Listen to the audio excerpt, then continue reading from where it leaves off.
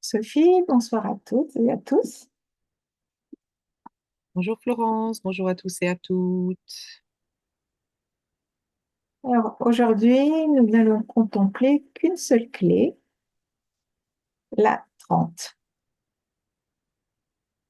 Donc la 30, qui est la voie transformative de la légèreté pour passer du désir au ravissement.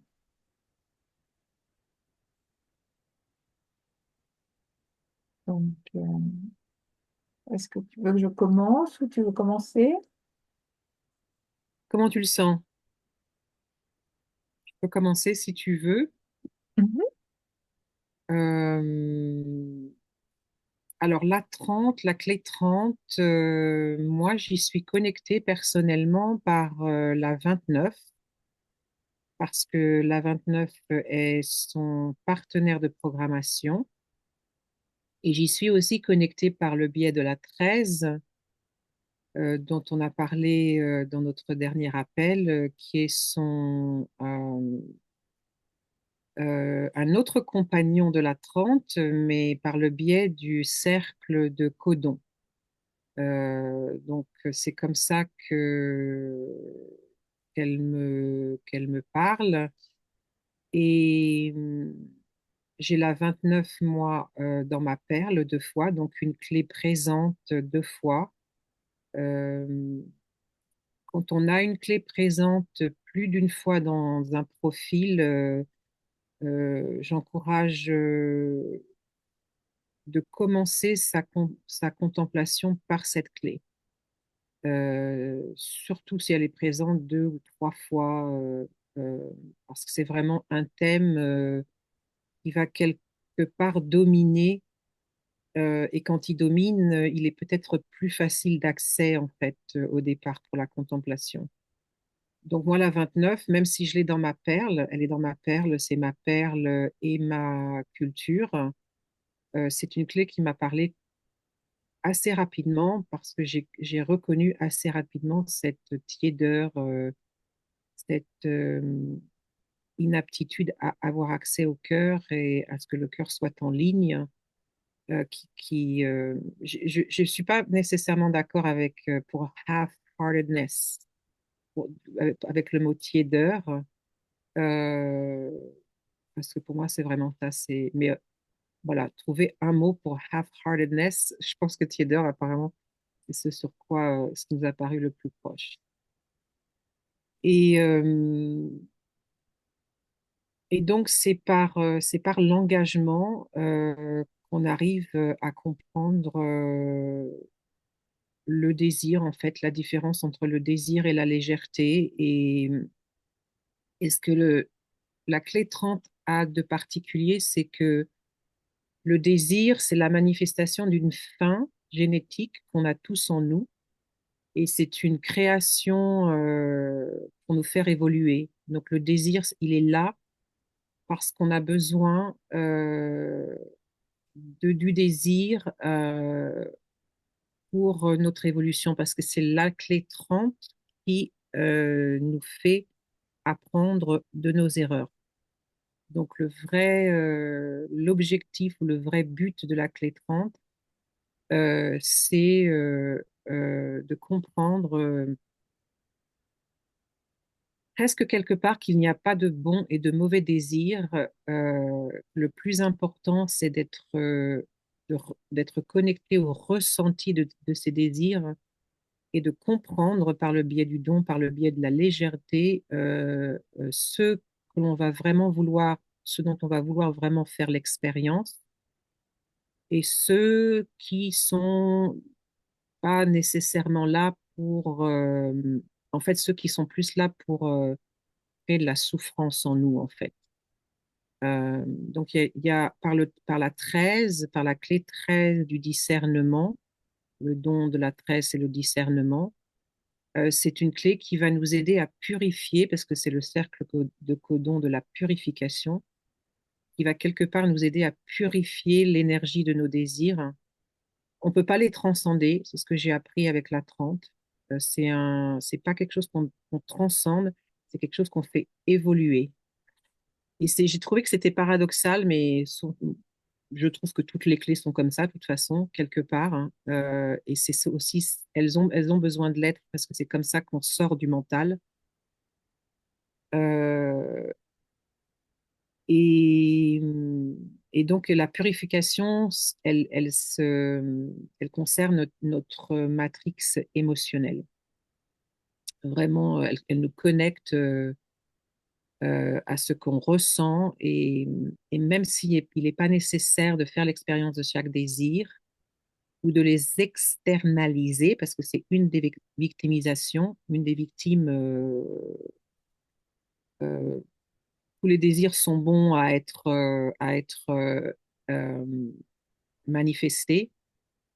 Et l'autre victimisation, c'est on les contrôle. On veut avoir le contrôle parce qu'on en a peur. Les deux viennent de la peur. On a peur de nos désirs. Donc, une des invitations de cette clé, c'est de nous connecter euh, au ressenti que le désir crée euh, pour pouvoir discerner ceux qui vont vraiment nous aider à évoluer et ceux qui ont juste besoin d'être ressentis et n'ont pas besoin d'être actés.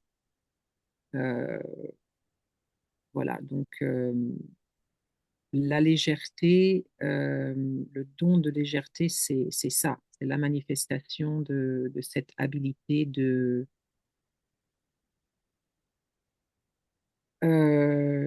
espèce de détachement et de lâcher prise vis-à-vis de, de nos désirs. Et c'est marrant parce que je pense à cette expression française, oh, tu prends tout à la légère. Euh, et je pense qu'il y a aussi une distinction à faire là. Est-ce qu'on prend tout à la légère parce qu'on se déresponsabilise, ou est-ce qu'il y a cette légèreté justement parce qu'on n'est plus aux mains de la peur que nos désirs provoquent. Donc voilà, moi je l'apprends comme ça, je l'apprends à comprendre qu'est-ce que l'engagement, qu'est-ce que le discernement et, hum, et que tous désirs ne doivent pas nécessairement être vécus. Donc le discernement aide beaucoup avec ça. Et aussi, je l'apprends énormément par le biais de ma fille, parce que ma fille, c'est son évolution. Elle a ses deux clés, la 29 et la 30, dans sa séquence d'activation. Et donc, elle étant très jeune, 21 ans bientôt, j'apprends beaucoup de cette clé en la regardant et la voyant justement. Elle a toujours eu l'espace, en tout cas depuis que j'ai découvert les Gene Keys, même avant, parce que énergétiquement, j'ai toujours fait en sorte de donner à mes enfants le plus d'espace possible pour être le plus près possible de leur essence et les conditionner le moins possible, les guider sans les conditionner. Et depuis les Gene Keys, depuis que j'ai découvert les Gene Keys, d'apprendre justement comment se manifeste cette clé 30 quand elle n'est pas filtrée, quand on lui donne l'espace.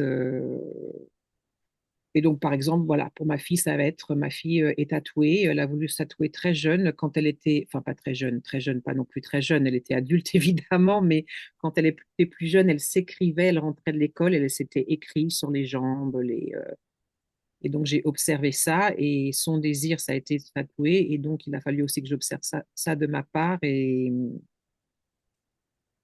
que comme c'est une clé qui doit apprendre par expérience, c'est toujours le dilemme, est-ce qu'on observe et qu'on honore et qu'on laisse à la personne apprendre de ses propres expériences, ou alors est-ce qu'on contrôle, parce que c'est aussi ça le désir, c'est contrôler quand on est victime de ses désirs, on les contrôle. Euh, et souvent on les contrôle parce qu'on ne veut pas les ressentir. On ne veut pas se connecter à l'émotion, au ressenti de ce désir. Donc voilà, j'apprends beaucoup euh,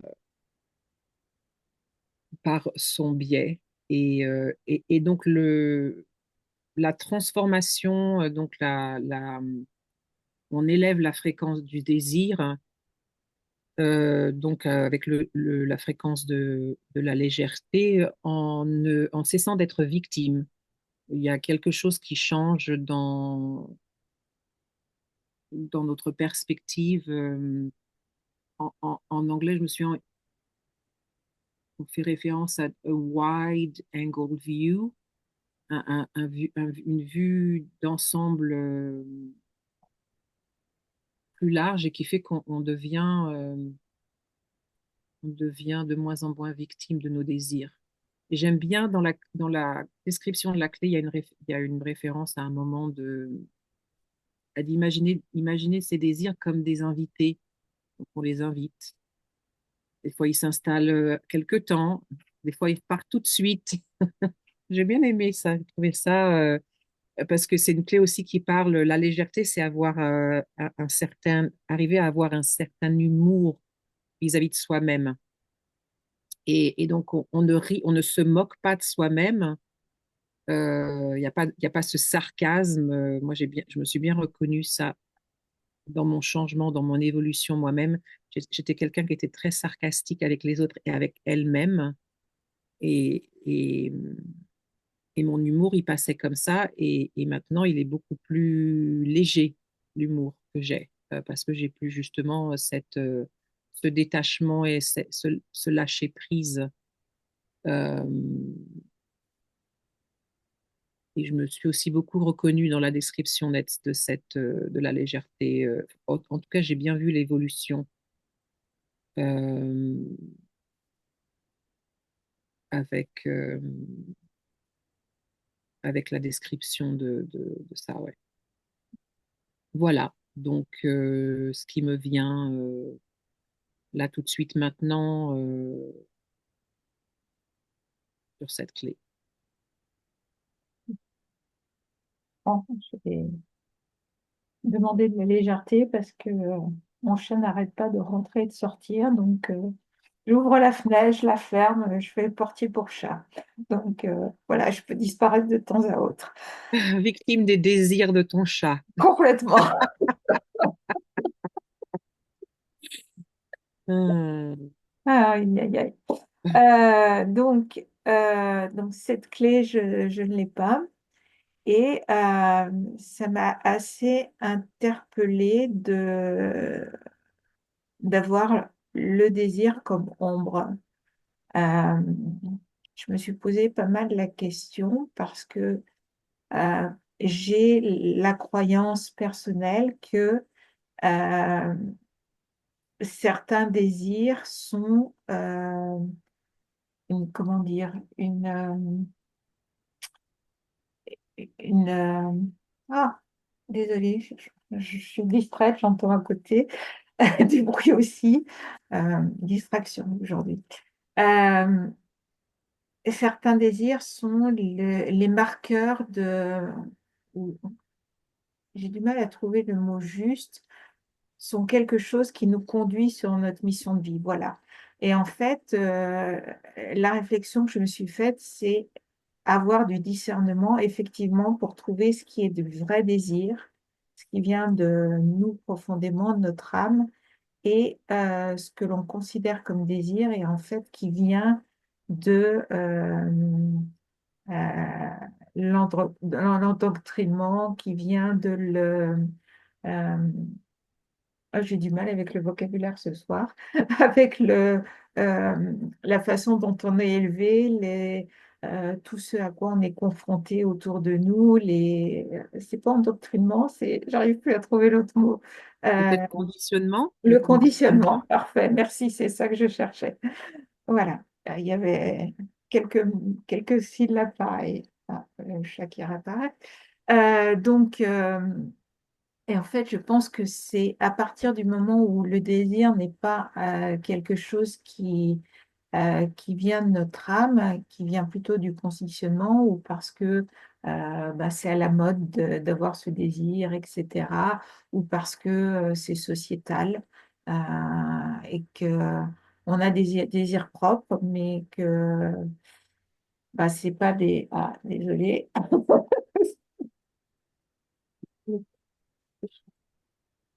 Je vais juste rebondir pendant que tu t'occupes des désirs de ton chat. C'est le paradoxe dont je parlais parce que c'est vrai que c'est pour ça que c'est une clé, enfin, une ombre qui n'est, en tout cas, qui est décrite comme une ombre qu'on peut pas transcender parce que c'est un code qui est là, qui nous programme pour nous obliger à apprendre de nos erreurs pour évoluer. Et on ne peut faire ça que par le biais de l'expérience que l'on fait de ses désirs. Donc, je suis comme toi, j'ai au départ de penser le désir au désir comme une ombre, ça m'a paru aussi un petit peu paradoxal. Mais après, quand j'ai réécouté ça, je me suis dit, ah oui, je comprends. Et c'est pour ça et c'est pour ça que le ravissement est décrit comme euh, une force évolutionnaire parce que c'est le code qui force l'humain à évoluer et il est forcé d'évoluer en apprenant par le biais de ses désirs. Euh, donc j'ai compris après, je me suis dit, ah oui, c'est pas le désir en lui-même qui change, c'est la fréquence derrière le désir. Et le désir, quand la fréquence a changé, ça devient la légèreté. Ouais, tout à fait. Donc c'est la même chose, mais qui n'est à la source, qui ne vient pas de la même énergie. Et Mhm. j'ai vraiment, c'était la première fois, parce que j'ai eu beaucoup de mal à me connecter avec cette clé quand je l'écoutais, beaucoup plus de mal que la 29 par exemple, alors qu'elles sont connectées. Et justement à faire cette distinction et me souviens, j'avais vu la même chose avec la 21 entre le contrôle et l'autorité. J'ai mon oreille un petit message qui m'arrive. Pareil, la subtilité, et tout d'un coup, ah oui, c'est parce que c'est le code dont on a besoin pour nous obliger à faire les expériences dont on a besoin pour apprendre de nos erreurs. Et c'est aussi ce qui nous aide à arrêter de penser que faire des erreurs, c'est pas nécessaire. On Mhm. a tellement besoin d'arrêter de sortir de ce paradigme. Euh, voilà, toute expérience est bonne à vivre parce que c'est l'expérience qu'on doit vivre. Et je sais que ça fait cliché, je sais que les gens réagissent beaucoup, ont beaucoup de réactions derrière quand on dit ce genre de choses, surtout que c'est une clé qui est liée à notre souffrance. C'est le désir lui-même qui nous fait souffrir. Et ces désirs eux-mêmes qui nous font souffrir. Et c'est pour ça qu'il faut apprendre à discerner euh, ceux pour lesquels euh, il vaut la peine de s'engager. Il faut se souvenir que l'engagement, c'est 100%. Ça, c'est pareil, ça a été une petite claque pour moi. Comment ça, 100%? Moi, j'étais tout le temps, j'ai vécu ma vie longtemps. Oh, 80% is enough. 80%, c'est bon. Non, quand j'ai découvert, quand j'ai écouté la 29, comment ça? C'est 100% ou rien? Ça a été difficile de me connecter à cette vérité.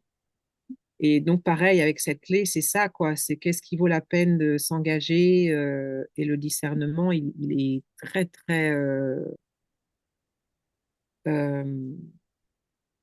euh, il nous aide beaucoup dans ce cas-là. Ouais. Et j'ai une image quand je me connecte à la légèreté. euh, j'ai l'impression que c'est comme si le désir était un bateau et que la légèreté devient un gouvernail, en fait, qui donne une direction quelque part. Euh, donc, je sais pas, c'est l'image que j'ai. À partir du moment où on n'est plus attaché à ses désirs, on va vers effectivement l'expérience que procure ce désir euh, pour réaliser euh, une partie de son voyage, en fait. Donc, et des fois, j'ai vraiment l'impression d'être complètement obscure. C'est, c'est amusant, c'est assez, non pas clair, mais c'est beaucoup plus évident dans ma tête et vraiment, j'ai parfois du mal à poser des mots sur ce que je ressens. Mhm. Et, et Je trouve que le monde actuel est une bonne représentation de ce qui se passe quand tout le monde veut vivre tous ses désirs, hein. mm, mm, Enfin, je pense qu'une des raisons qui nous rend, enfin, une des choses qui nous rend tellement toxiques pour la planète sur laquelle on vit, et surtout, c'est pas durable. mm, mm, C'est On vit à une époque où il est possible de manifester et de vivre la plupart de ses désirs, mais est-ce que ça nous aide vraiment de vouloir le faire et d'avoir la possibilité de le faire? Et peut-être enfin, peut-être, ou alors il est évident qu'on a besoin de passer par cette phase pour se rendre compte, comme c'est souvent le cas, il faut d'abord aller à l'extrême de chaque pôle pour éventuellement trouver cette cohérence, cette harmonie, cette résonance, cet équilibre.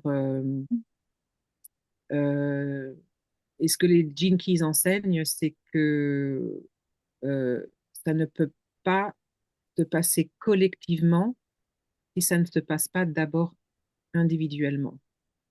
Donc, cette purification de nos désirs, elle doit être d'abord individuelle avant qu'elle puisse se manifester de manière collective. Et donc, il faut aussi avoir le courage de se connecter à ce que cela se représente pour nous et au ressenti qui se manifeste quand on se connecte à ses désirs, parce qu'à nouveau, c'est une clé qui vraiment insiste sur le fait que c'est ça, c'est la source de notre souffrance, c'est la clé qui nous fait souffrir.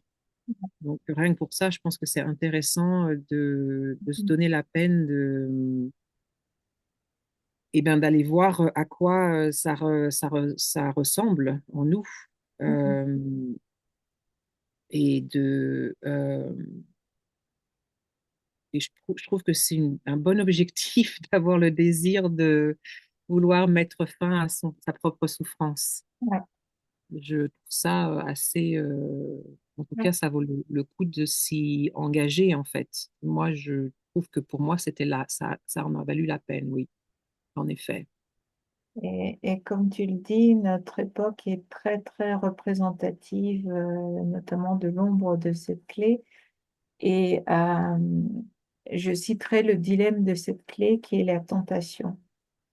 Et on est dans une société, dans un monde où on est sans arrêt tenté, sans arrêt, sans arrêt, sans arrêt. Euh, je me souviens, et on est tellement habitué on ne se rend même plus compte. Il y a quelques années, j'ai vécu une expérience qui m'a reconnectée à ça. Euh, J'étais allée faire du voilier dans l'ex-Yougoslavie. Et à un moment, on arrive dans une petite marina vraiment perdue du côté de Spar ou quelque chose comme ça. Je me souviens. Krka, Krka. Et en fait, on devait aller faire notre ravitaillement. Et à l'époque, il y avait une inflation galopante, donc on avait des piles de billets pour aller acheter ce dont on avait besoin. Et on arrive dans dans un magasin. Et en fait, je rentre dans ce magasin et il y avait 5, 6 étagères. Et sur chaque étagère, il y avait peut-être 3, 4, 5 boîtes. Et c'était extrêmement difficile parce que c'était en alphabet cyrillique que je ne sais pas déchiffrer. Donc, on essayait de regarder les images et tout. Et en fait, ça m'a fait un choc. Ça a été extrêmement violent. J'en ai pleuré parce que de voir que nous, dans le moindre, même pas le supermarché, mais allez, je vais donner un nom, tant pis, mais le casino ou le Super U du coin, même qui est une petite supérette, on a des tas et des tas, on va avoir peut-être 30 plaques de chocolat différentes ou euh, 10, 10 flocons d'avoine, enfin, on a une pléthore de tentations. Et là, je me suis rendu compte qu'il y a des personnes qui vivaient avec un choix extrêmement réduit, voire peut-être de la pénurie. Et, et, et là, j'ai pris vraiment une grande claque parce que je me suis aperçue à quel point on est sans arrêt tenté, on vit dans la profusion, c'est quelque part parfois assez indécent.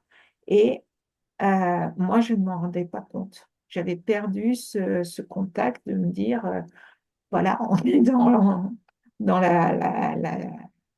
au-delà de l'hyperabondance, en fait. Et, et, et c'est vrai que j'ai tendance maintenant, quand je vais dans un magasin, dans un supermarché, à noter le nombre de tentations qu'il y a. Et notamment, tu attends à la caisse, et oui, tu as toujours des tas de petits trucs pour te tenter pendant que tu attends, parce que tu risques de t'ennuyer, etc. Donc, tu as plein de choses à disposition. Donc, C'est le concept même de l'influence, hein. Quand on voit ouais. l'influence, Mm, mm. moi, c'est ce que je vois quand j'observe ma fille, hein. Elle veut quelque chose, hop, elle se l'achète, quoi. Donc, c'est un privilège, déjà, comme tu le dis. Moi, j'ai pris conscience, pareil, j'en avais déjà conscience, mais me retrouver au Nicaragua durant la pandémie et en étant partie avec juste assez de choses pour quelques semaines et me retrouver là-bas 9 mois, ben, même si j'avais déjà un esprit minimaliste et je mettais déjà en pratique énormément d'habitudes pour minimiser mon impact. Euh, ouais, j'ai pris conscience que ben, en fait, j'avais pas vraiment besoin de tant de choses que ça et que euh, je pouvais me contenter de très peu. Mais c'est vrai qu'on est, bah, comme les désirs poussent au consumérisme, le consumérisme alimente le capitalisme. Ça m'a fait rire quand tu as dit tentation parce que j'ai pensé à m'a traversé cette image on en a même fait des émissions de télé, parce qu'il y a une émission de télé qui s'appelle L'île de la Tentation, il me Oui, semble, oui, enfin, oui, ou tout qui à fait. s'appelait, je sais pas si c'est encore, et je me dis, Mm. on est tellement addict, parce que c'est vrai qu'on est accro, on est addict à nos désirs, et qu'on crée même des émissions pour être témoin et observer ceux des autres, et de les mettre dans des situations. Donc j'ai trouvé ça, ouais, si ça, c'est pas une image de cette addiction qu'on a à ça, quoi. Et c'est pour ça que cette clé, elle est connectée à la tresse, parce que c'est le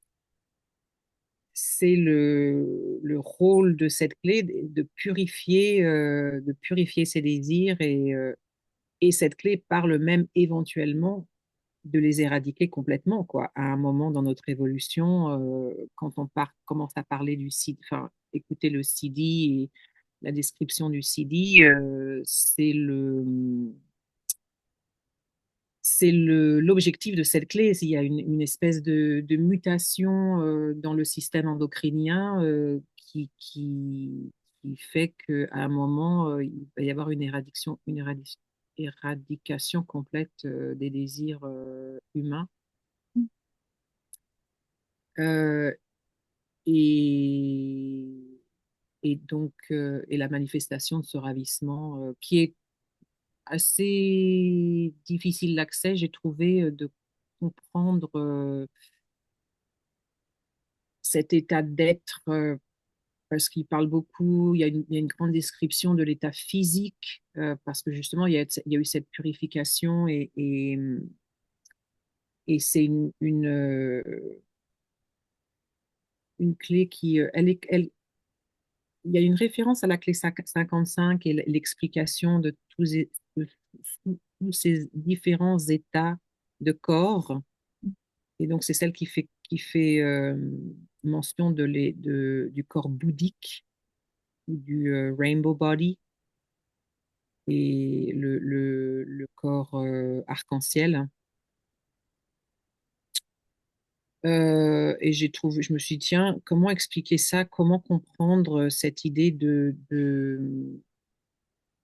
euh, qui en fait explore le concept de brûler tout ce qui appartient au passé, en fait. Donc, j'ai pas vraiment eu l'impression de pouvoir accéder à cette énergie du ravissement, en tout cas de l'état siddhique pour le comprendre. La seule chose à laquelle je me suis connectée qui m'a parlé, j'aime bien les deux mots, les deux concepts de Shakti et Bhakti, parce que le ravissement, il est décrit comme, en décrivant ces deux, c'est quoi? C'est des émanations, c'est des états énergétiques, c'est des forces, voilà, c'est tout, tout ça. Et donc le Shakti étant la 22, la clé 22, c'est les forces d'involution qui provoquent la grâce. Donc c'est la grâce qui descend et le ravissement serait le contraire ou l'opposé, le Bhakti, donc les forces évolutionnaires, donc celles qui montent, donc celles qui partent du corps et qui. Donc voilà, bonne contemplation avec ces deux mots. Mais j'ai trouvé, voilà, je me dis, ouais, Shakti, Bhakti, c'est peut-être un bon commencement, parce que assez, ou peut-être la glande pinéale, ça peut être aussi dans le système endocrinien, cette clé est connectée à ça, elle est connectée au système aussi digestif. Donc peut-être plusieurs manières, mais apparemment l'idée enfin, ou le concept de la fréquence énergétique du ravissement passe par cette euh,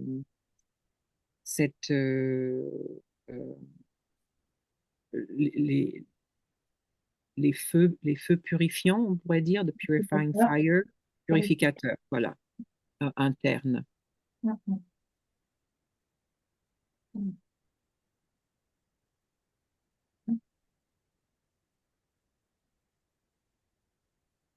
Voilà, donc moi je conclus sur ces deux mots. Euh,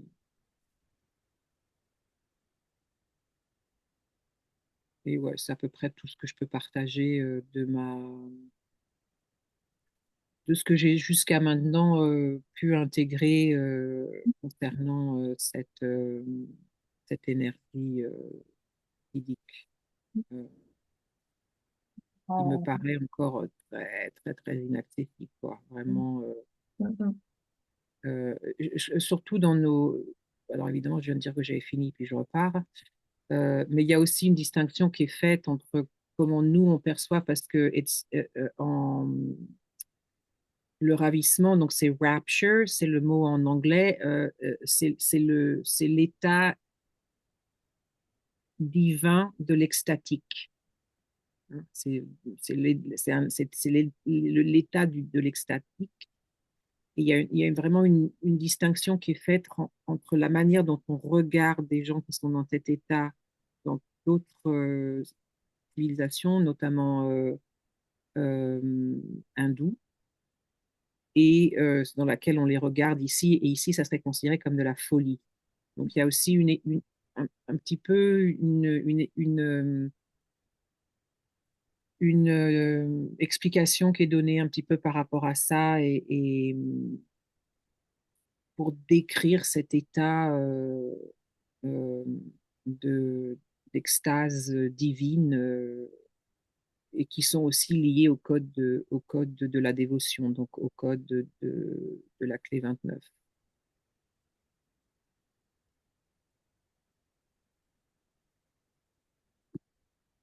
En fait, ça fait le lien parfait par rapport à la moudra de- du ravissement. Donc, la moudra du ravissement, donc voilà, la tête légèrement en arrière et simplement respirer en ouvrant tous tous les centres. Donc, je vous invite toutes et tous à pratiquer euh, cette mudra pour essayer de toucher un petit peu du doigt cet état civique. Voilà, et donc l'idée, c'est de se connecter avec les chakras des mains et à la force, à cette force évolutionnaire du ravissement. Moi, je ressens vraiment que ça pulse et que ça... C'est peut-être le Reiki aussi, je sais pas. Donc, donc voilà.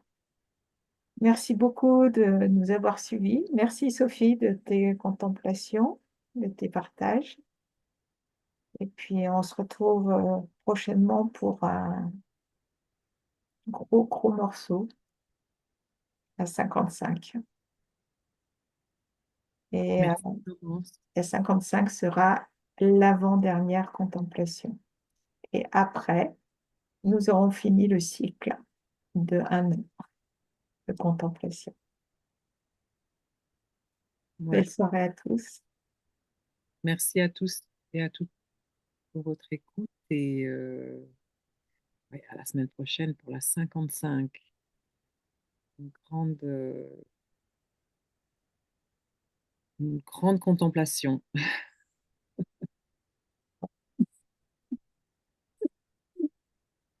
À Folk help me help no one, and I'm never in your head.